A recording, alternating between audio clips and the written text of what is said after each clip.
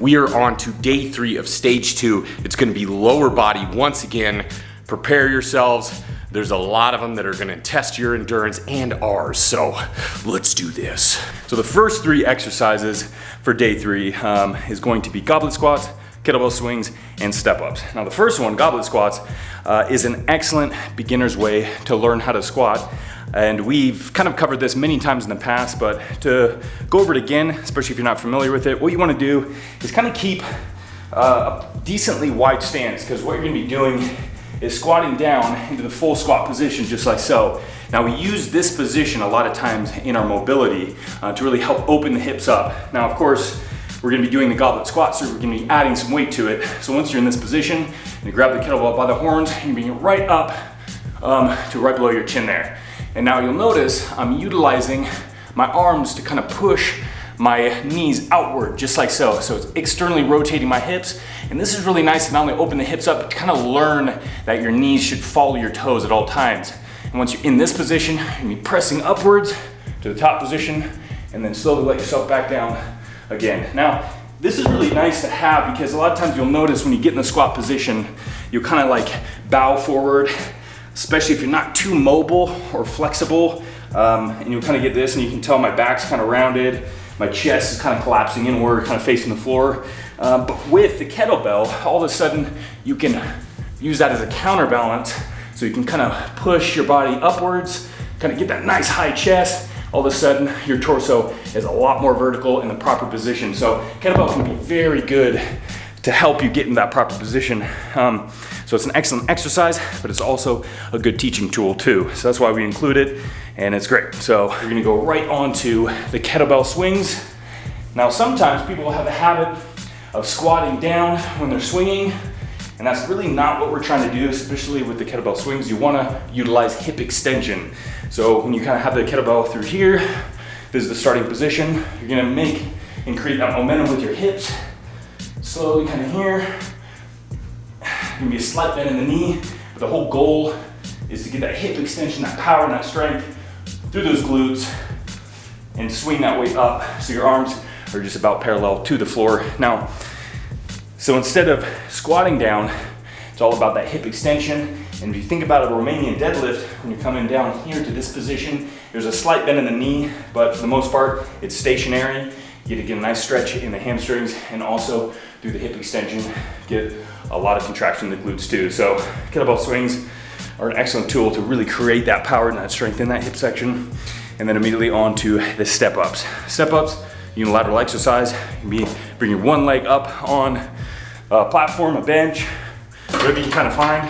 And be stepping up and then slowly lowering yourself down. Now, what you have to avoid is kind of taking the leg that's on the floor and jumping up into position, because really that's taking the focus out of the leg that's stepping up. What you want to do is create all the tension in the leg that's on the platform or bench or anything like that, and kind of utilize that one to push yourself up to the top position. Slowly let yourself down, kind of keep that tension and go right back up to the top position again. It's really going to work those glutes, those quads, and it's a great way to kind of not only balance out some possible asymmetrical issues in your legs, because unilaterals can be a very useful tool in that.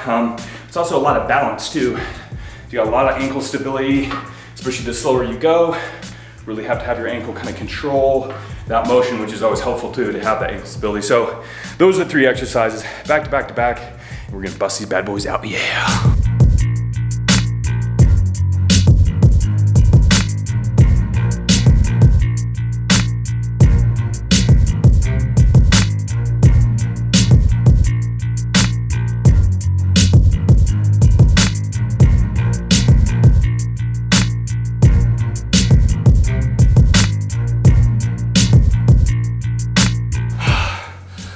Yeah, they don't call them hell sets for a reason. That's pretty tough. As you can see, I'm got a little buff dude Michael Jackson thing going on right now. Just hope my hair doesn't catch on fire. Now 3 rounds done of circuit 1, it's time for circuit 2, which is going to be starting with the glute ham raise, or kind of like the manual hamstring curl we've done. Now, we don't have a glute ham raise machine, so we DIY'd it, and as you can tell, just have the barbell set up here at a height of about, like as you can see, a 45, just so that way your heels and your feet can kind of fit under it and be anchored with a pad here. And with this exercise, it's gonna be very hamstring and glute intensive, much like the name explains, glute ham raise. So what you're doing is getting a nice eccentric contraction. You're gonna be kind of letting your body try to hold that weight as long as you can until you drop, and you're gonna be slowly pushing yourself up.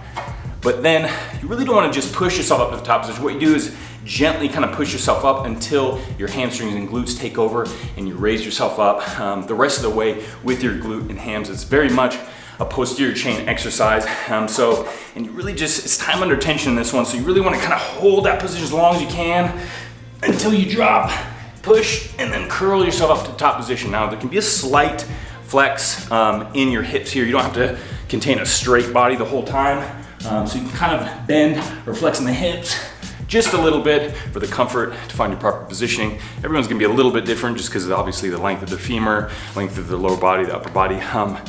But once you get those done, you're gonna immediately go on to the Bulgarian split squat. Now this is a bit more of a quad and glute exercise, much like a lunge position, but with this, your leg is gonna be elevated on like a bench or a stool or anything like that. You're gonna take a nice wide step forward. You're slowly lowering yourself down to the bottom position. Now in this position, you feel a pretty intense stretch in the quad on the back place leg here, but the majority of the work, of course, is gonna be placed on the frontward facing leg because you're pressing upwards through the flexion and extension of the knee. So you're gonna get a lot of quad work, glute, but you're also gonna feel a nice stretch in that backward placed leg here, which is nice. So you can even kind of sit in that position, kind of stretch it out, and then push yourself up to the top position. If you want a little bit more difficult, you can always add weight too, but since this is a unilateral exercise, again, much like the step ups, you can kind of figure out any asymmetrical problems that you might have, some weaknesses, and kind of slowly work on that. But this is definitely a favorite for really hitting those quads and glutes. So once we get those done, we're immediately going on to wall sits. So I forgot. I was like, So we're immediately going on to wall sits, which is a hold. It's an isometric contraction, meaning you're not really moving. You're just getting in a position, place yourself against the wall, and you're gonna hold this position, tense the legs up, control the breathing. Now, this might look easy, but after doing 2 pretty intense leg exercises, keeping yourself in this position can be very difficult, especially in the quads here. And the trick is to try to get that 90-degree angle in the legs. Don't go too deep, don't go too high.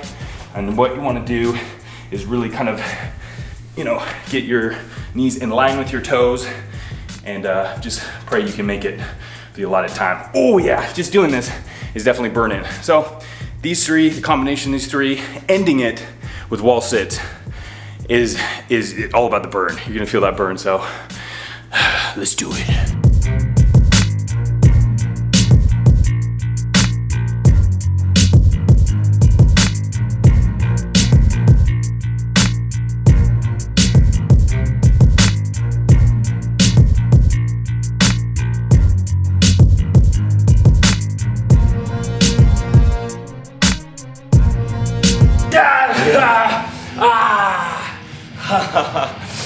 God. 30. Oh, what? I know, right? Oh shit. Oh no. I couldn't do it. My legs are on fire. Someone's got to put them out. Get the fire extinguisher. Oh shit. So the end of this workout is gonna be the last. Well, it's just a superset. It's not really a circuit or a hell set. It's only 2 exercises. It's gonna be seated calf raises, supersetted with hanging leg raises. Now the seated calf raises is quite a bit different than the standing calf raises. The standing calf raises is gonna bring a little bit more stretch into the gastrocnemius, the calf muscle itself, kind of the lateral and the medial head. So you kind of see the majority of the calf muscle is here, and then of course on the side too. So there's kind of 2 heads here and here. But the soleus runs outside the gastrocnemius are kind of outside / underneath. Now the seated calf raise is really going to work the soleus muscle because since you're in the seated position, the calf muscle, the gastrocnemius, is a little bit more relaxed. So the soleus, as you can tell, is really fired up through here. Of course, not saying that this is completely inactive, but as you can see, the soleus is really putting into a lot of work throughout this motion. So the seated calf raise is an excellent way to work the soleus. So you get that kind of complete calf look. And once we're done with this, we're immediately going on to the hanging leg raise, which of course is going to be the abdominals. Now, the question is, can you isolate the lower half of the abdominals in comparison to the upper half? In a way, yes. You can put a little bit more focus on it, especially if you really kind of have that mind-muscle connection. If you can really try to engage and you do this exercise properly. The unfortunate thing is for a lot of people, they do the hang leg raise and they'll get a lot of the rectus femoris and also the hip flexors involved to raise your knees up, to raise your legs up. They're not really engaging the core properly. You really have to get your breathing right, and you also have to get the activation in the abs by rolling the spine up to really kind of pull with the lower abs. So it might take a little practice to get comfortable with this position or this exercise, but once you kind of get better and better at it, it's gonna feel good. And sometimes instead of doing the hanging, you can actually go into those kind of seated ones where you put your arms in and you're a little bit more stable and kind of raise your legs from there rather than putting your full body weight on your arms. Sometimes that can be uncomfortable, especially if you weigh, you know, a little bit more than you're comfortable with hanging with. So getting on the floor, you can do it, or getting in kind of those like kind of armchair ones where you can raise your legs can be a little bit more comfortable. So kind of pick one that you can work with and slowly work up to something like hanging leg raises. But those are the last 2 exercises. Hell yeah.